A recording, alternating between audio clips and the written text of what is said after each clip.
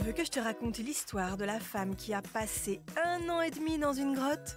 Ok, mais par contre, moi, je ne raconte mes histoires qu'aux enfants qui se lavent les dents.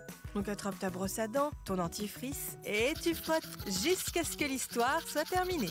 3, 2, 1, 0. Est-ce que tu as déjà visité des lieux insolites comme un désert, un canyon ou une grotte ?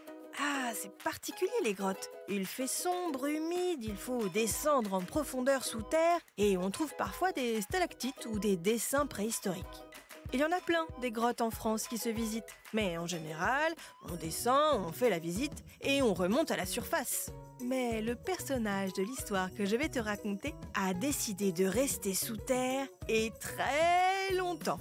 Tu veux savoir pourquoi cette personne a voulu s'enfermer seule dans une grotte ? Je vais te raconter la suite de cette histoire dans un instant. Mais avant, j'ai une devinette pour toi. À ton avis, est-ce que le chocolat est bon pour tes dents ? Eh bien oui, mais pas n'importe quel chocolat. Le chocolat noir, avec le moins de sucre possible, c'est plutôt bon pour tes dents, parce que ça les protège des caries. Mais le chocolat au lait, alors là, c'est une autre affaire. C'est bourré de sucre et pas vraiment terrible pour tes dents. Pour en revenir à notre histoire de grotte, c'est une sportive de haut niveau qui a décidé de tenter l'aventure, une expérience qui n'a jamais été faite. Rester 500 jours sous terre, dans une grotte, toute seule, sans voir personne. 500 jours, ça fait 1 an et demi. C'est très long, toute seule dans une grotte. En plus, dans le noir. La lumière du soleil ne descend pas jusqu'en bas. Elle a bien sûr emporté de quoi boire et manger, de quoi dormir aussi, une lampe de poche, des livres, du tricot, de la peinture pour s'occuper, une caméra pour se filmer, et c'est tout.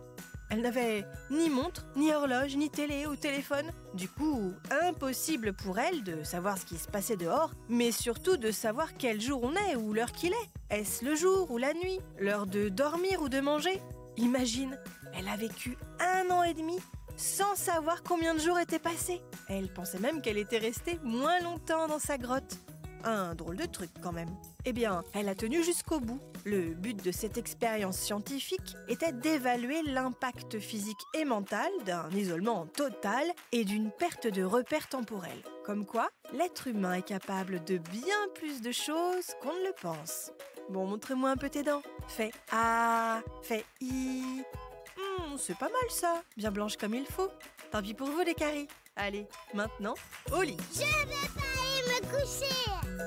Retrouvez les épisodes des Dents et Dodo sur le site et l'application BFM TV et sur toutes les plateformes de streaming. Si cet épisode vous a plu, n'hésitez pas à lui donner une note, à vous abonner à la playlist et surtout à en parler autour de vous. C'est un podcast BFM TV.